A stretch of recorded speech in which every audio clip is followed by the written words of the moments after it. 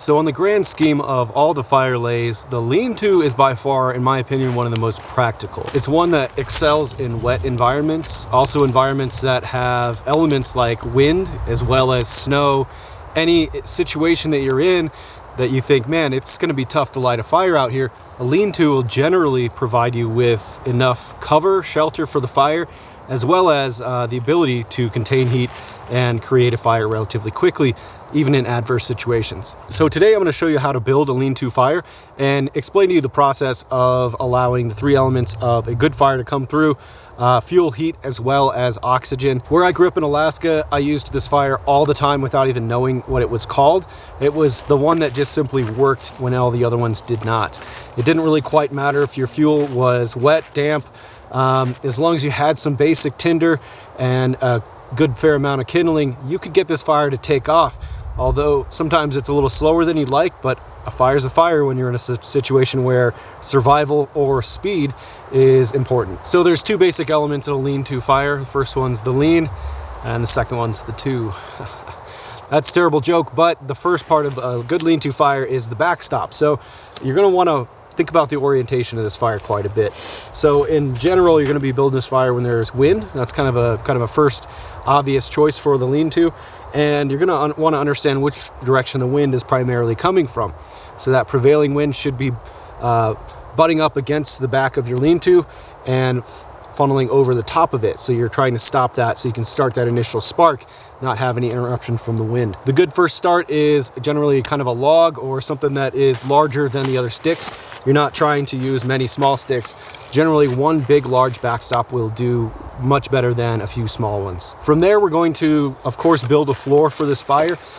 Generally, this fire is going to be great in wet environments, but you're still going to want to get your kindling, there you go, that's the word of the day. The kindling is the combo of the tinder and kindle.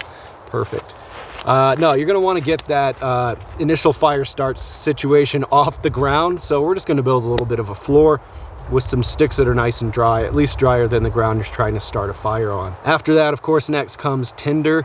You're going to want to find some nice, really good dry tinder. Generally, I recommend using twice as much tinder as you think you might need, because there's nothing worse than getting a good spark and having that tinder burn up before your kindling starts. From here, we'll move on to pinky and thumb size sticks that are going to be leaned on top of that initial pile. And at this point, you're going to be leaning them against that backstop that you've created. You're going to pile on, again, in this case, twice as much, if not more, than you think you need here.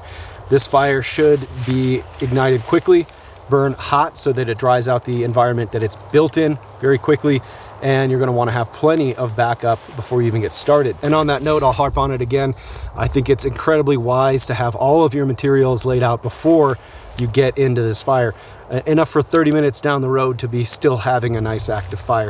At that point, you can start to wander around camp and find what you need. All right, now that we've added all of our fuel on the outside here that we're after, we're going to withhold some larger sticks to the side here that we're going to be adding on top later after this starts to catch.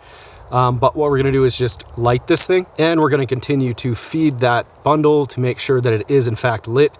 Make sure that no water's seeping out of the backstop that's going to put out our fire or be too damp for it. So make sure this thing gets off blazing right from the start. I like to add a second layer of the initial smaller sticks, that is like, finger-sized sticks on there, just to get an actual little coal bed built in there. And then I'll start adding the larger sticks on top. And from there, you should have a very, very well-established lean-to fire. So I have to say, this is one of those fires that people tend to get a little sloppy over. It looks simple. It looks like you're just throwing a bunch of sticks up against the log and lighting it. That's a fallacy, and that should be kind of practiced out of your process. So as with all the fire lays that I talk about, I recommend that you build at least 5 to 10 of these things, of course in an environment that is allowing you to do so. I don't want you to be irresponsible and light the woods on fire, but this type of fire, if you're in a fire ring or even wherever the heck you live, make sure that you add this one to your repertoire. You can even micro-size it, build it down to where you're using small materials to kind of simulate building this thing out in the woods. So the next time you find yourself in a wet environment on a rainy day, in a place like Alaska, Pacific Northwest, where things get pretty wet and wild pretty quickly, I highly recommend the lean-to fire. It's going to offer you wind protection. It's going to offer you a situation where you can lean this fire up against active shelter and have a personal little cook spot as well, so it can be morphed into different types of fires. It's really one of the more versatile types if you're after a nice big fire that's able to produce lots of heat. Again, this fire excels in inclement weather, especially when there's high winds. It's really one of the best ones to get your kindling started and your tinder fired up really bright and hot behind a small windbreak, so go ahead and check it out.